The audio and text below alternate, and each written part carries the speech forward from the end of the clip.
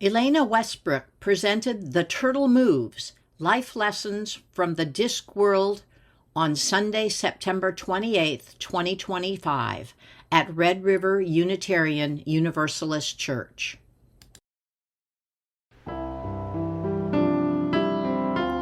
Welcome from Red River Unitarian Universalist.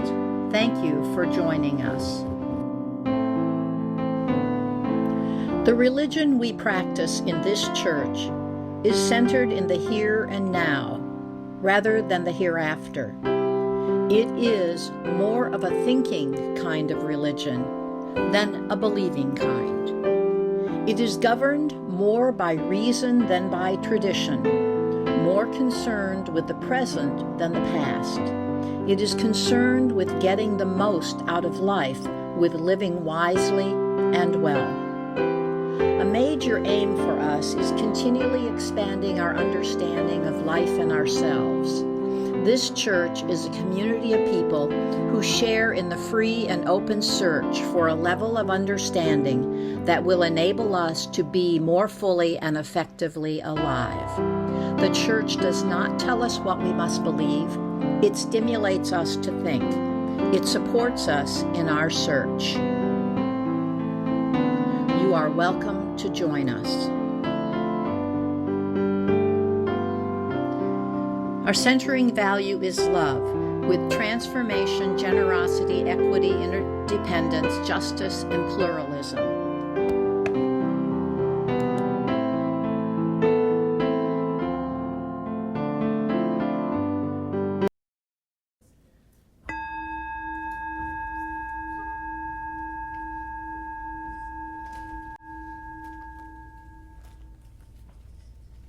Good morning, everyone. Welcome to Red River Unitarian. It's so nice to see all these new faces here. My name is Elena Westbrook. I'm an occasional visitor and guest speaker for you, and it's always such a pleasure to be back. So for this morning's service, I have to warn you, it's going to be a little bit different. I'm drawing on a very different kind of sacred text. It's a series of fantasy novels by Sir Terry Pratchett. Because really, what is a holy book?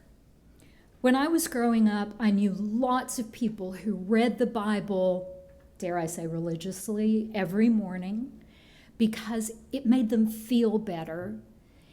It gave them some grasp of the world and some ideas of how to live in it. So the books that do that for me, many of them are by Terry Pratchett. They're about a disc-shaped world carried on the backs of 4 elephants who stand on the back of a giant turtle swimming through space, the turtle Atun.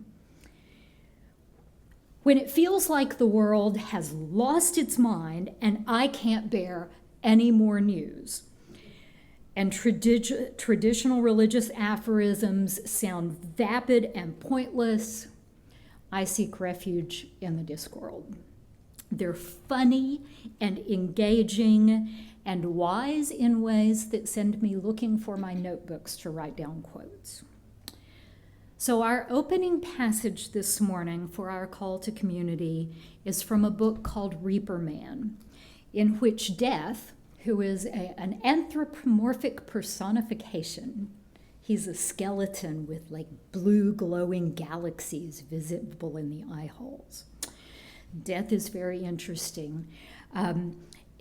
He sounds like, now I'm blanking on the guy's name.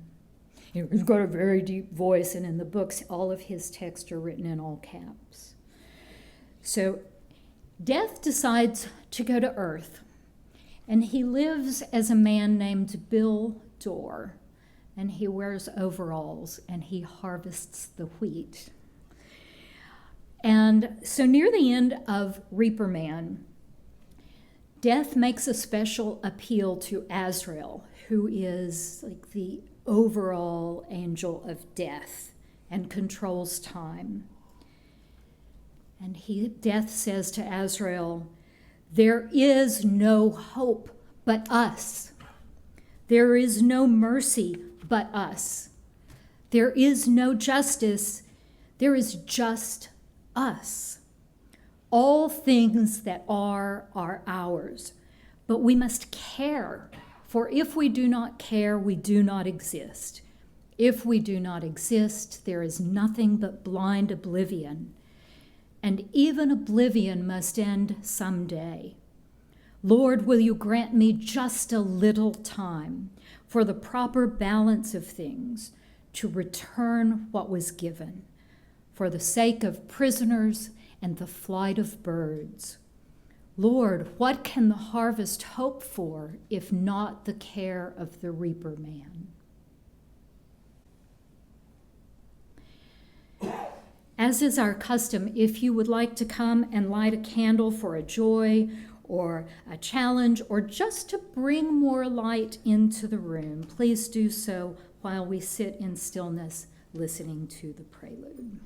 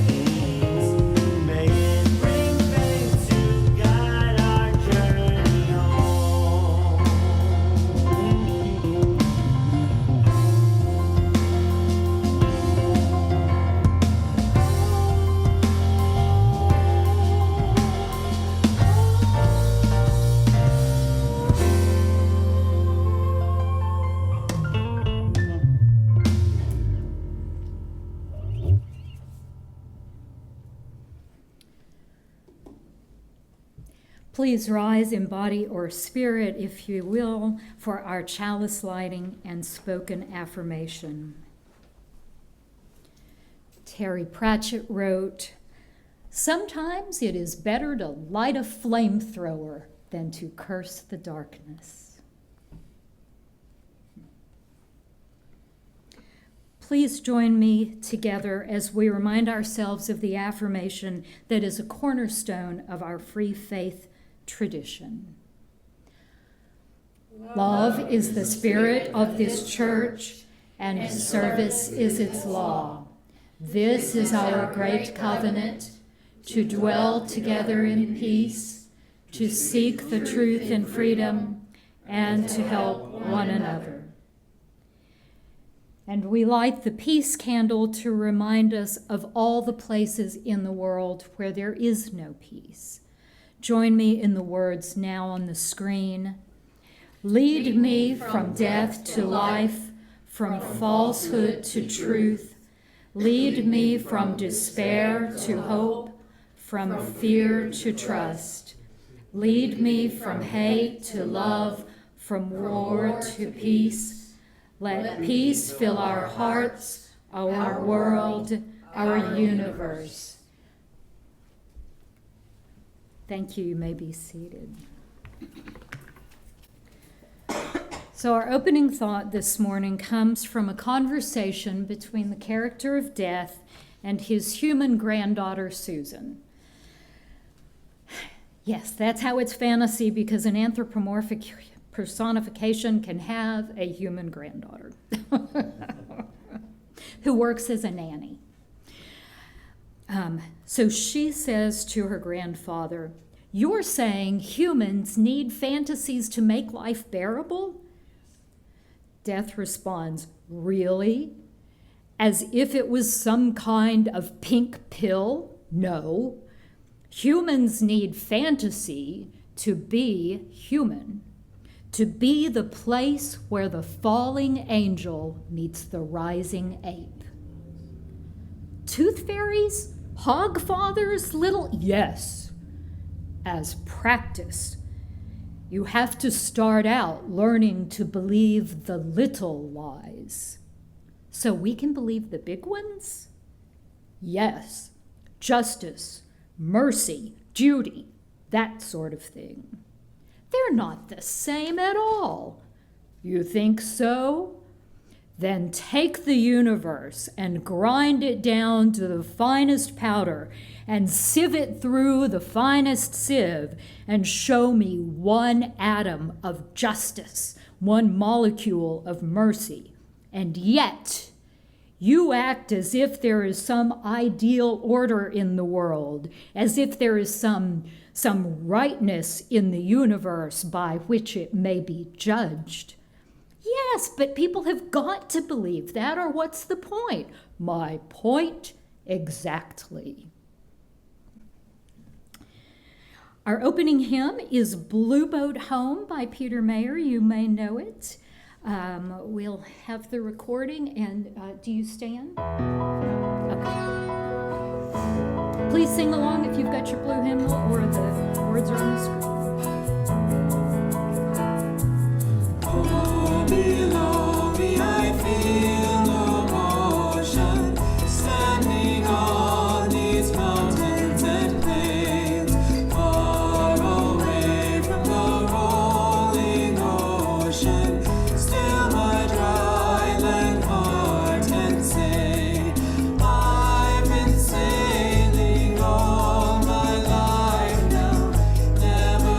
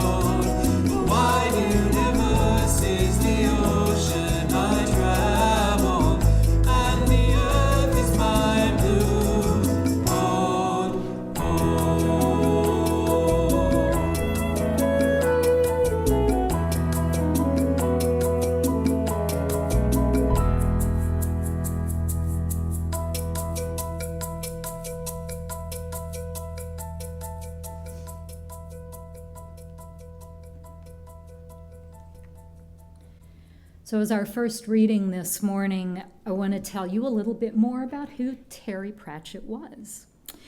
He wrote a lot about gods and faith in his books, but he himself was firmly humanist, and so this is a profile that the organization Humanist Heritage UK wrote about him.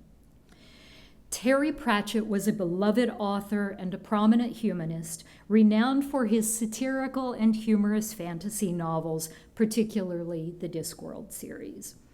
In later life, he became an eloquent advocate for the right to die with dignity, turning his characteristic wit and compassion toward the campaign for assisted dying. A patron of Humanists UK and an active champion of many of its campaigns, he was awarded the Humanist of the Year award in 2013. Terry Pratchett was born on 28 April 1948 in Beaconsfield, Buckinghamshire.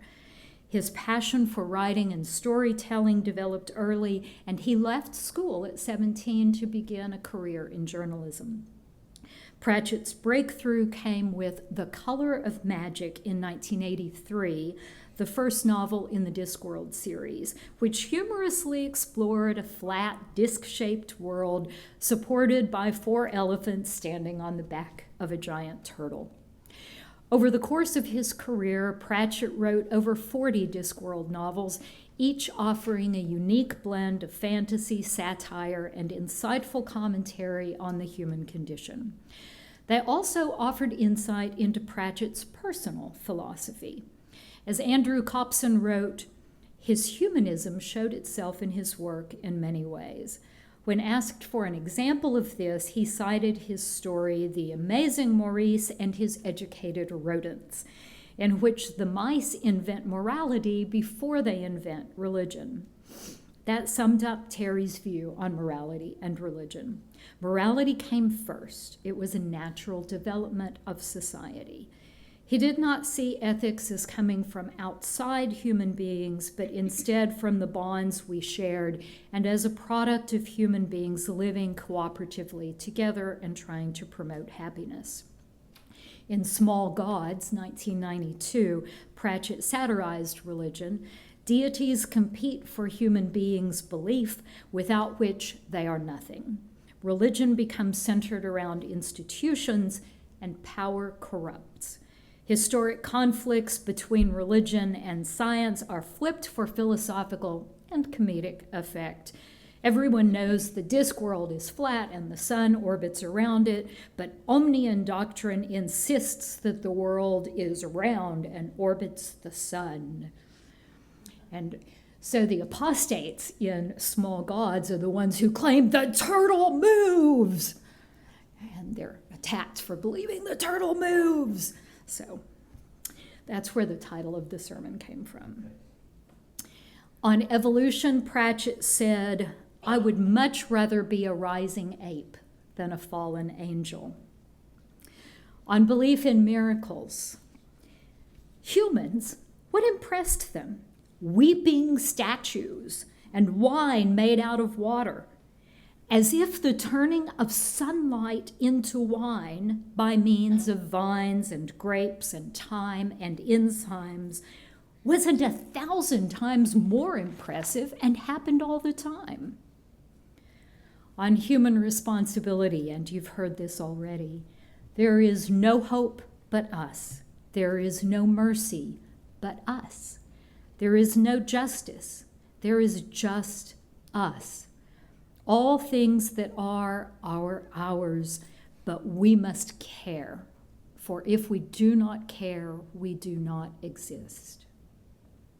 And on the importance of human connection, and what would humans be without love? Rare, said Death. Beyond his literary contributions, Terry Pratchett was known for his public advocacy.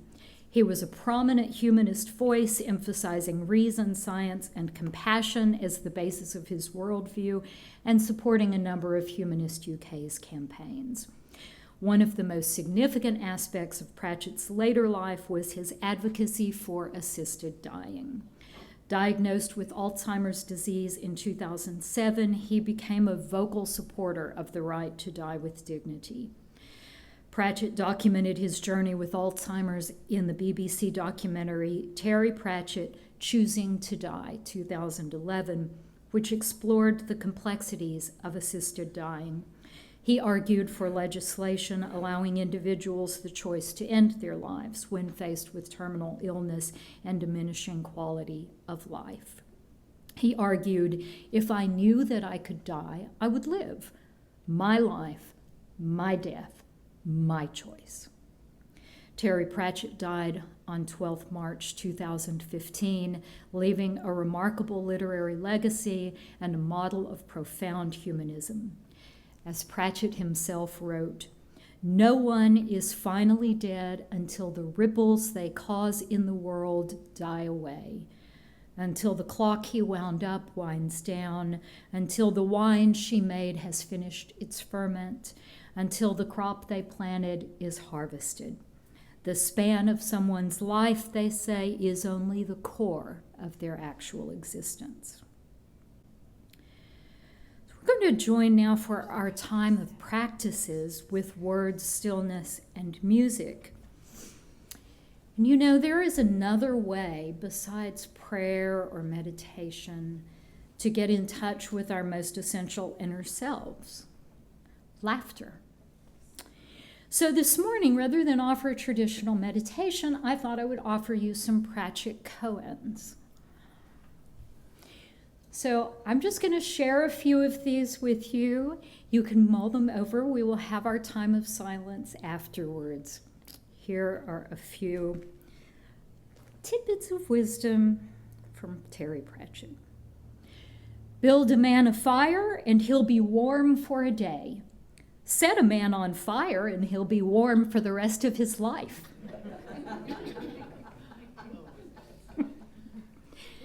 They say a little knowledge is a dangerous thing, but it's not one half so bad as a lot of ignorance. What a place! What a situation! What kind of man would put a known criminal in charge of a major branch of government, apart from, say, the average voter? Amen. Human beings make life so interesting. Do you know that in a universe full of wonders, they have managed to invent boredom? Light thinks it travels faster than anything, but it is wrong. No matter how fast light travels, it finds the darkness has always got there first and is waiting for it. Please join now in a moment of silence.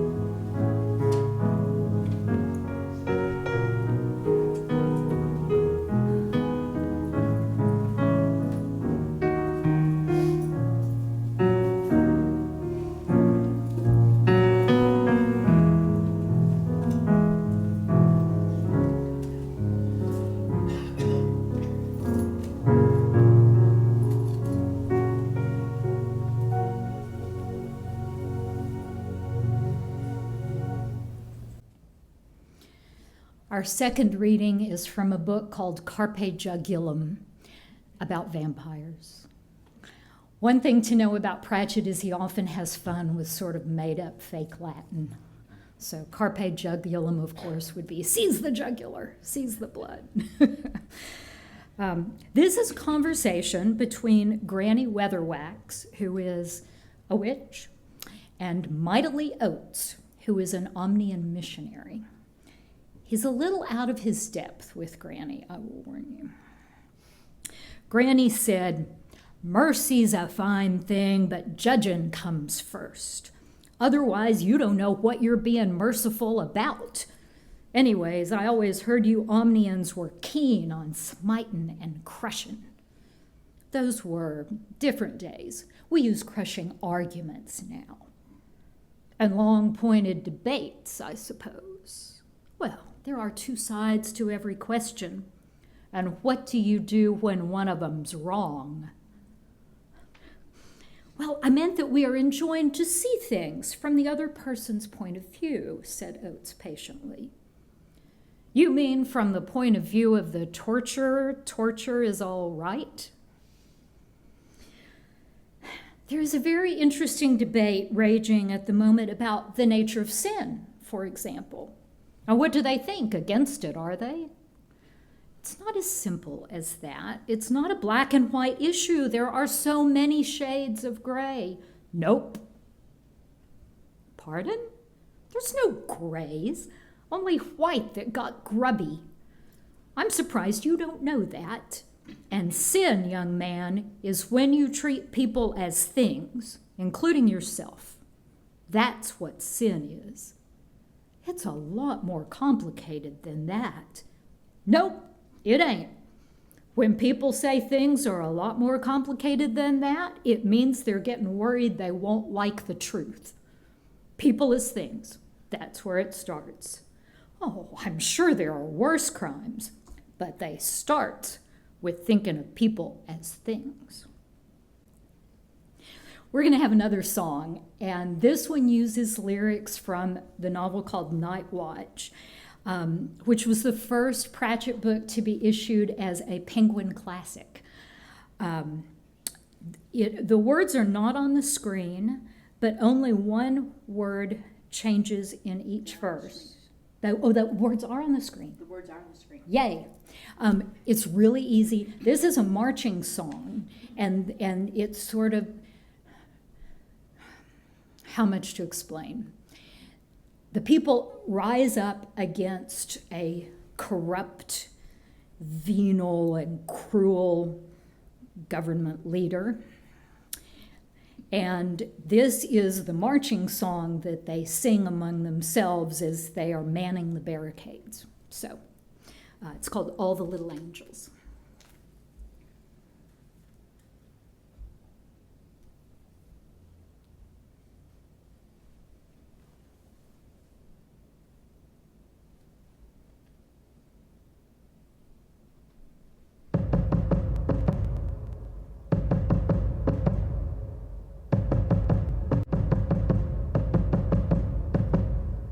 All the little angels rise up, all the little angels rise up high. How do they rise up, rise up, rise up? How do they rise up high?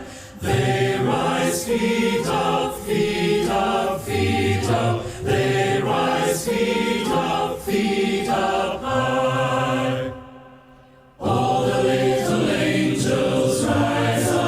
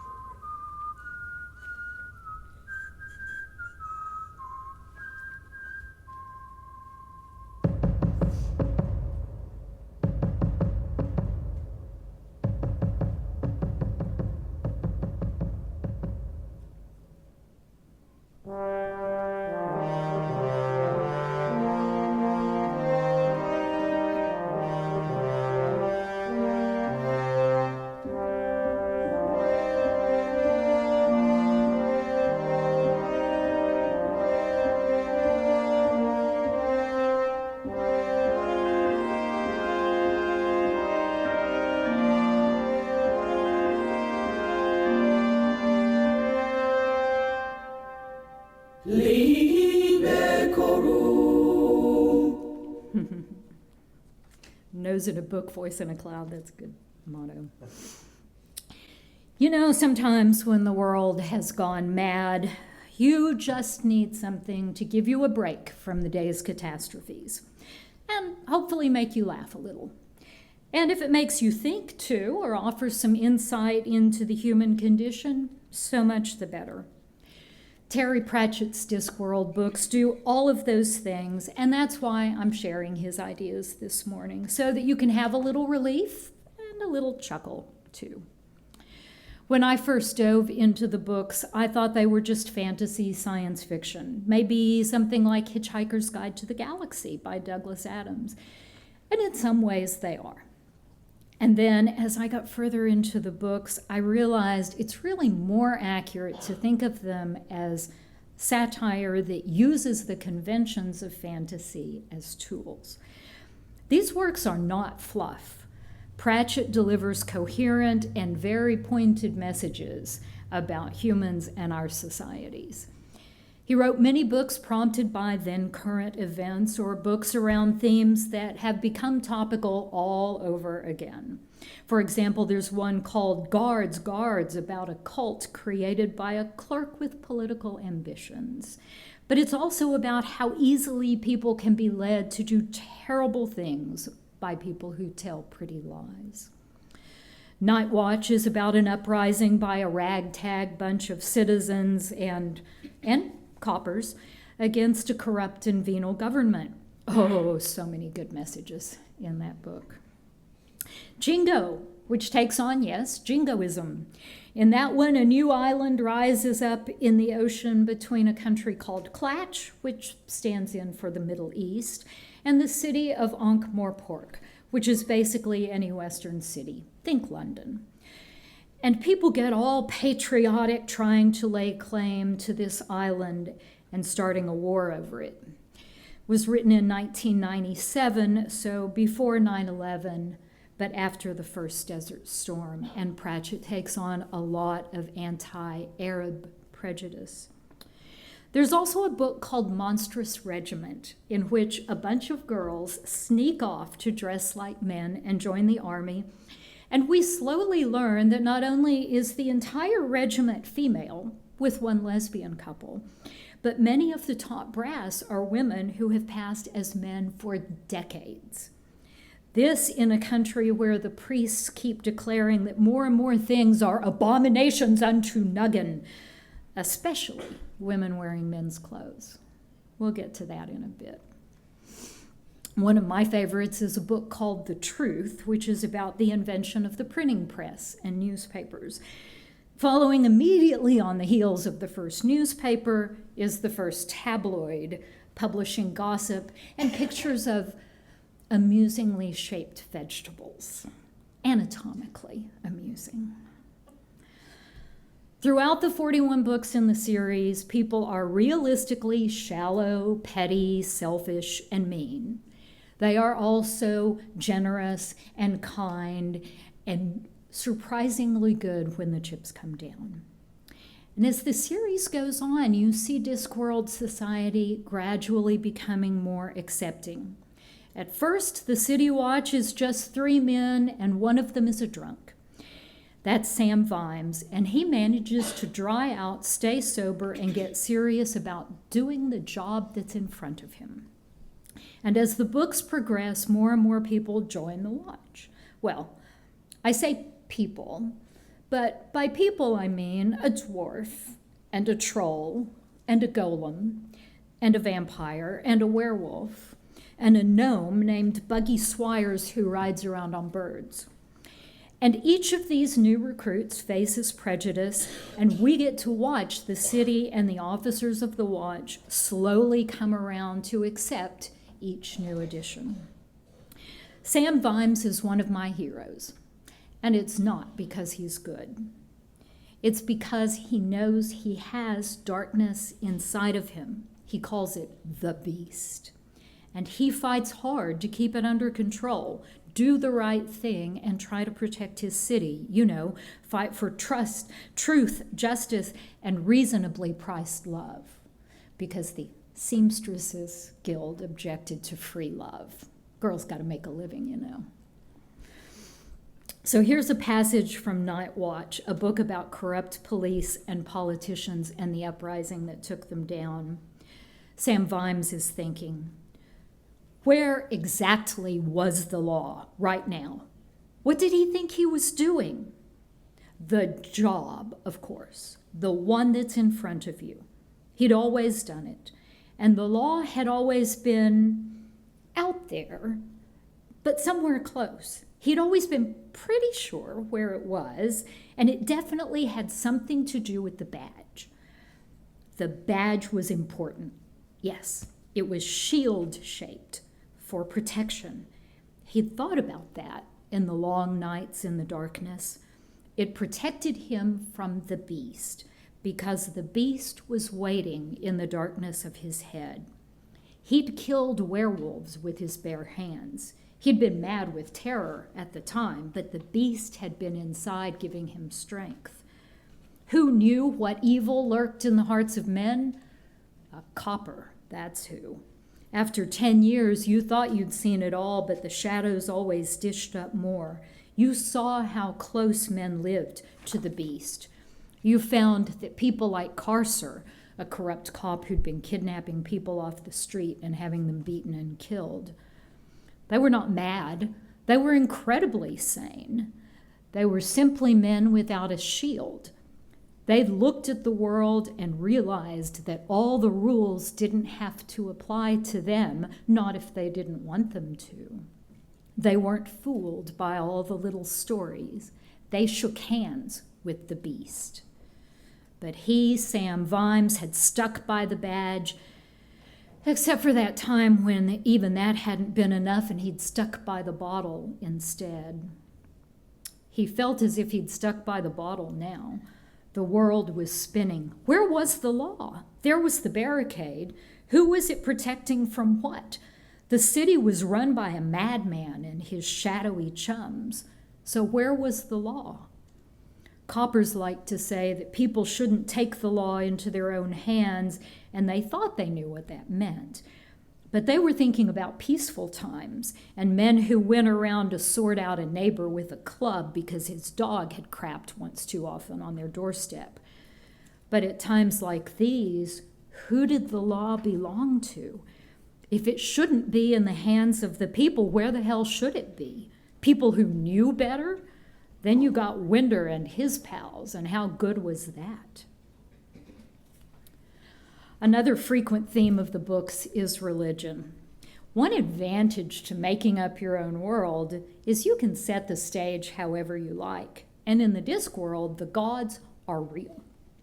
But these gods didn't create people. Instead, people created the gods by believing in them.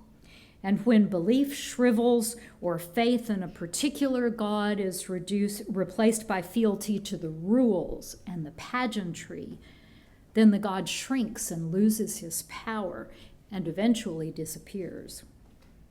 Someone on Reddit posted, "When I first read Small Gods, I was in my new atheist phase, and it felt very meaningful to me in a religion bad, gods are fake, look at this satire of religion kind of way. Then I did some growing, and while I'm still a round-world atheist, the lesson I took away from rereading it is belief creates a kind of reality, and so it matters a lot what you believe. Justice, hope, mercy, all only exist because we believe in them. So it's really important that we believe in them extra hard in times when their existence seems to be threatened." The book Pyramid says this about belief. Dios, first minister and high priest among high priests, wasn't a naturally religious man. It wasn't a desirable quality in a high priest. It affected your judgment, made you unsound. Start believing in things and the whole business becomes a farce. Not that he had anything against belief. People needed to believe in gods, if only because it was so hard to believe in people. The gods were necessary. He just required that they stayed out of the way and let him get on with things. There's a similar dynamic between the witches and gods. In Witches Abroad, Terry writes, most witches don't believe in gods. They know that gods exist, of course. They even deal with them occasionally, but they don't believe in them. They know them too well. It would be like believing in the postman. Here's a conversation among 3 witches, Granny Weatherwax, Nanny Og, a young witch named Agnes, and that Omnian missionary named Mightily Oates that we encountered. I am the quite Reverend Mightily Oates. You are? Said Agnes. That is, mightily praiseworthy are ye who exalteth Om, Oates, he said. It's much shorter in Omnian, of course. Have you by any chance heard the word of Om? Which one, fire? Said Nanny Og. Granny, this Om, anyone seen him? It is said that 3,000 people witnessed his manifestation at the great temple when he made the covenant with the prophet Brother and saved him from death by torture on the iron turtle. And I bet now they're arguing about what they actually saw, huh? Well, indeed, yes, there are many opinions. Right. That's people for you. Now, if I'd seen him really there, really alive, it'd be in me like a fever. If I thought there was some God who really did care 2 hoots about people, who watched them like a father and cared for them like a mother, well, you wouldn't catch me saying things like there's 2 sides to every question and we must respect other people's beliefs. You wouldn't find me just being generally nice in the hope it'd turn out all right in the end. Sacrificing your own life for it, one day at a time to the flame, declaring the truth of it, working for it, breathing the soul of it, that's religion. Anything else is just being nice and a way of keeping in touch with the neighbors. Monstrous Regiment, which I mentioned earlier, really takes on some out-of-control religious practices. First, some background from the Discworld wiki, because of course there's a wiki, right? Monstrous Regiment takes its name from the 16th century tract by Protestant John Knox against the Catholic female sovereigns of the day, the full title of which is, and this is real, the real history, The First Blast of the Trumpet Against the Monstrous Regiment of Women. He was, of course, referring to Queen Mary and these British monarchs. The bulk of Monstrous Regiment takes place in the small bellicose country of Boragravia, a highly conservative country whose people live according to the increasingly psychotic decrees of its favored deity, Nuggin. The main feature of his religion is the abominations, a long, often updated list of banned things. So here's the local envoy trying to explain this religion to Sam Vimes. I brought you a copy of the Book of Nuggin. I looked through one back in the city, Chinny, said Vimes. Seemed pretty That wouldn't have been a recent edition, sir, and I suspect it wouldn't be, very current that far from here. This one is more up to date, said Chinny, putting a small but thick book on the desk. Up to date? What do you mean, up to date? Said Vimes, looking puzzled. Holy Writ gets written. Do this, don't do that, no coveting your neighbor's ox. Nuggin doesn't just leave it at that, sir. He updates things, mostly the abominations. To be frank, Vimes took the new copy. It was noticeably thicker than the one he'd brought with him. This is a holy book with an appendix? Exactly, sir. In a ring binder? Quite so, sir. Vimes opened a page at random. Chocolate? He said he doesn't like chocolate. Yes, sir, that's an abomination. Garlic? Well, I don't like it much either, so fair enough. Cats? Oh, yes, he really doesn't like cats, sir. Dwarfs? It says here the dwarfish race which worships gold are an abomination unto Nuggin. He must be mad. What happened? Oh, the dwarfs that were here sealed their minds and vanished, your grace. I bet they did. They know trouble when they see it, said Vimes. He leafed through the pages and stopped. The color blue? Correct, sir. What's abominable about the color blue? It's just a color. The sky is blue. Yes, sir. Devout Nugginites try not to look at it these days. Chinny had been trained as a diplomat. Some things he didn't like to say directly. Nuggin, sir, is rather tetchy, he managed. Tetchy? Said Vimes. A tetchy god? What, he complains about the noise their kids make? Objects to loud music after 9 p.m.? We get the Ankh-Morpork Times here, sir, eventually, and I'd say that Nuggin is very much like the kind of people who write to its letter column. You know, sir, the kind who sign their letters disgusted with Ankh-Morpork. Oh, you mean he really is mad, said Vimes. Oh, I never mean anything like that, sir, said Chinny hurriedly. What do the priests do about this? Not a lot, sir. I think they quietly ignore some of the more extreme abominations. You mean Nuggin objects to dwarfs, cats, and the color blue, and there are more insane commandments? Chinny coughed politely. All right, then, growled Vimes, more extreme commandments. Oysters, sir. He doesn't like them. But that's not a problem because no one here has ever seen an oyster. Oh, and babies. He abominated them too. I take it people still make them here. Oh, yes, sir, but they feel guilty about it. Barking dogs, that was another one. Shirts with 6 buttons, too. And cheese.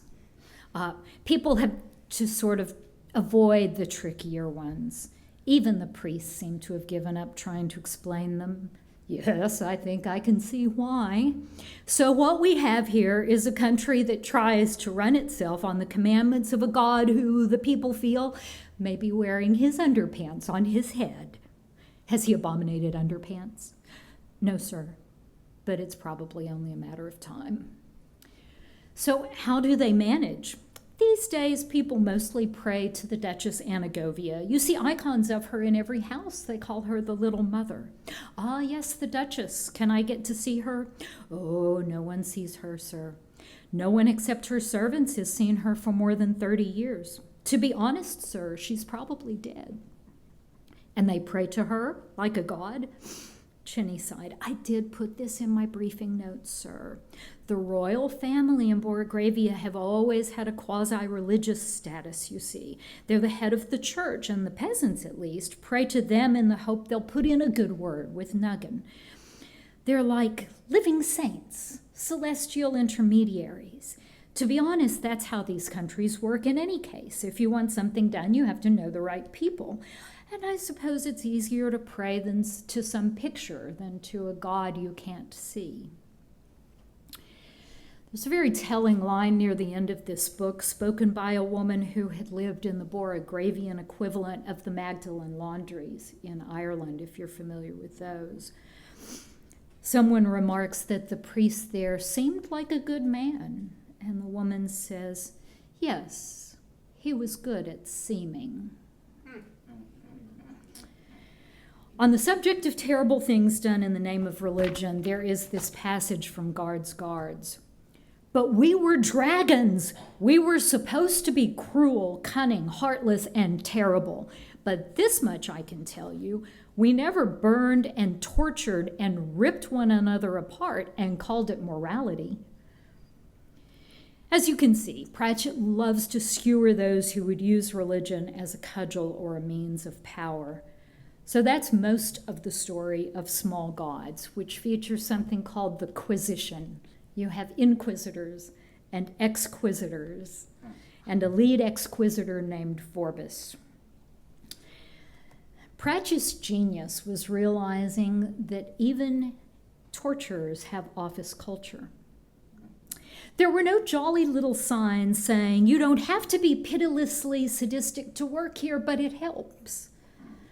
But there were things to suggest to a thinking man that the creator of mankind had a very oblique sense of fun indeed, and to breed in his heart a rage to storm the gates of heaven. The Mugs, for example. The inquisitors stopped work twice a day for coffee. Their mugs, which each man had brought from home, were grouped around the kettle on the hearth of the central furnace, which incidentally heated the irons and knives. They had legends on them like "A present from the Holy Grotto of Ossory" or "To the World's Greatest Daddy." Most of them were chipped, and no two of them were the same. And there were the postcards on the wall. It was traditional that when an inquisitor went on holiday, he'd send back a crudely colored woodcut of the local view with some suitably jolly and risque message on the back. And there was the pinned-up, tearful letter from Inquisitor First Class Ishmael Pop Quoom, thanking all the lads for collecting no fewer than 78 obols for his retirement pension, and the lovely bunch of flowers for Mrs. Quoom, indicating he'd always remember his days in number 3 pit and was looking forward to coming in and helping out on the days they were short-handed. And it all meant this: that there are hardly any excesses of the most crazed psychopath that cannot easily be duplicated by a normal, kindly family man who just comes into work every day and has a job to do.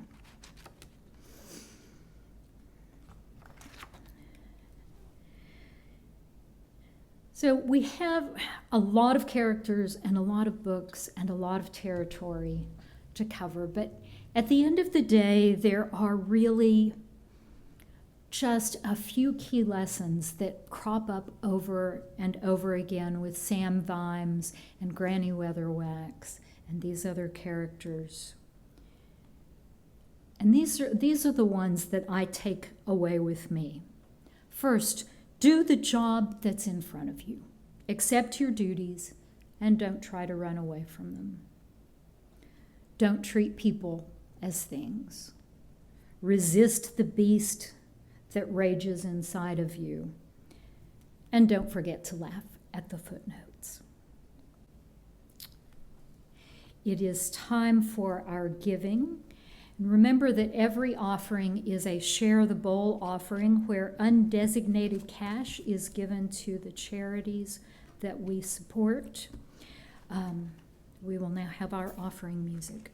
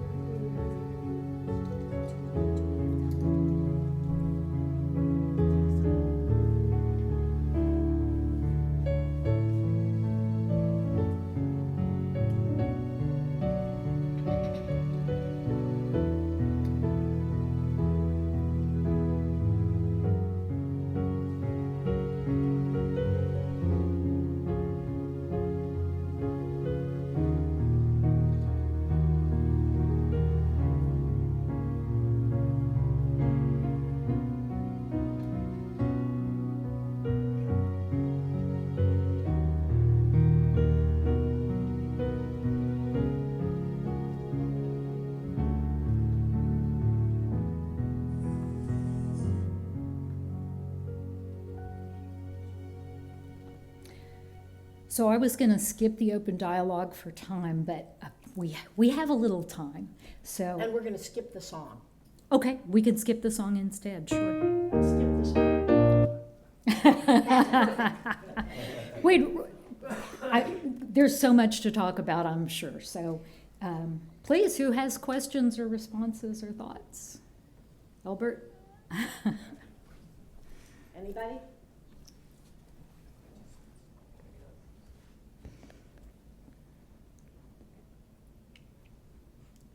Hi. I'm trying to think of a question on the spot. There was just so much. I read one of his books when I was in high school.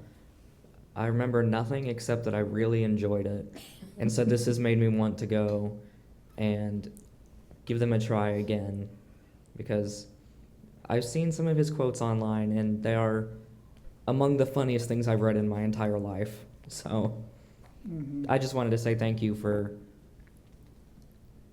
sharing his words with us today, and your enthusiasm for it is infectious, and it's great to hear. That's not really a question, I'm sorry. That doesn't have to be a question. It can be feedback.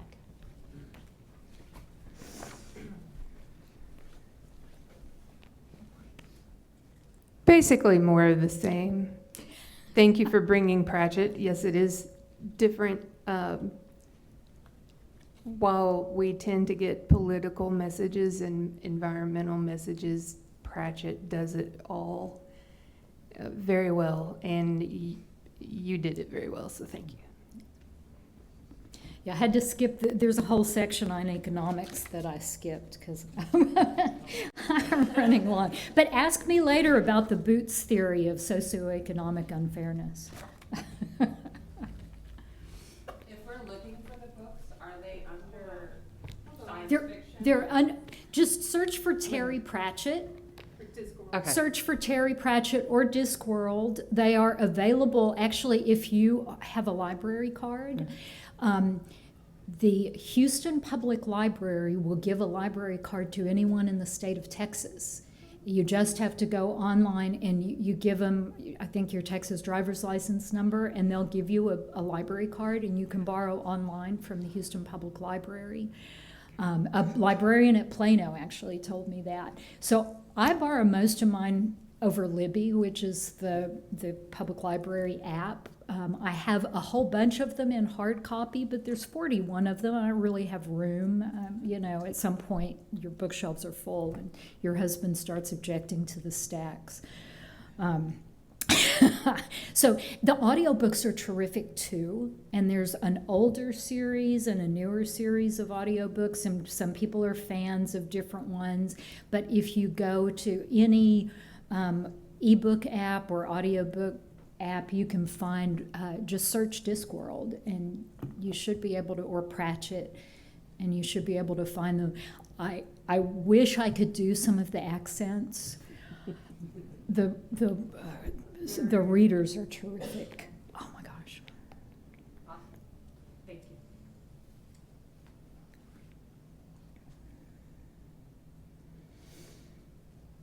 But yeah, I think they need to be shelved with Jonathan Swift myself. But Hi, me again. I thought of an actual question. okay. How many books did you say were in the Discworld series? 41, but that is if you include, there's a 5-book series featuring a character named Tiffany Aching that started as young adult books. Tiffany Aching is a witch, like a teenager who is just coming of age, and it starts with her as, I don't know, 15 maybe? 14, 15, and sort of growing up and coming into her own. There's a series of 5 books. And there's one called The Amazing Maurice and His Educated Rodents.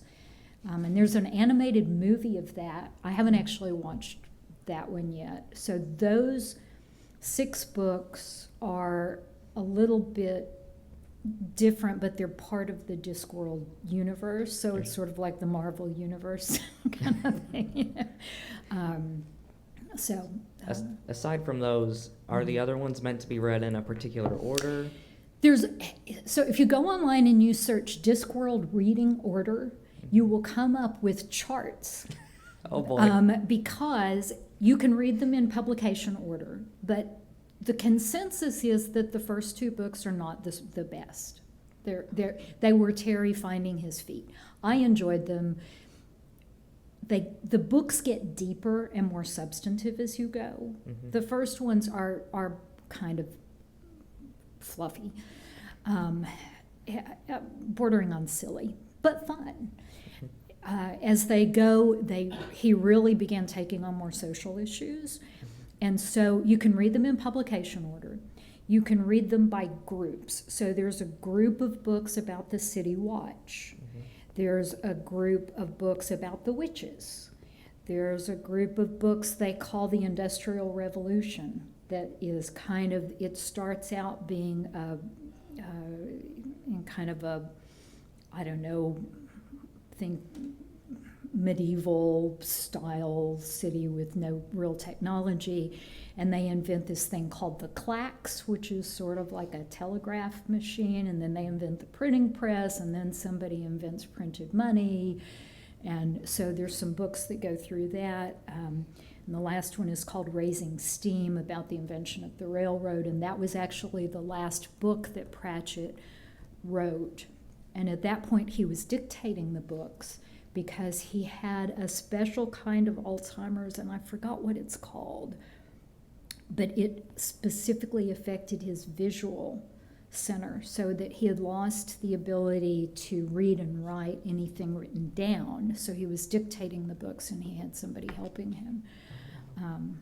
So you can read them by character groups, or you can read them in publication order, or you can just dive in. Small Gods is a terrific one that doesn't require any knowledge of anything else that happened. And a lot of the books are kind of happening at the same time when people try to put together a timeline. A lot of them sort of overlap. So I would say whichever one is available at the library first, feel free to grab it. That's kind of the order I read them in. Okay, thank you. Okay. All right, well, we're skipping our song, so we're going to go straight to the closing thought. The character of Death says, "It is often said that before you die, your life passes before your eyes. It is, in fact, true. It's called living." With the lessons that Pratchett taught us firmly in mind, it is time now to go forth into the world, to do the job that is in front of us, to resist treating people as things, and when all else fails, to laugh at ourselves and this funny old world. Please join me as we say together the words for extinguishing our chalice.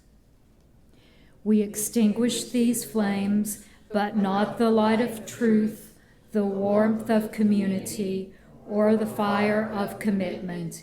These we carry in our hearts until we are together again. Go in peace, return in love.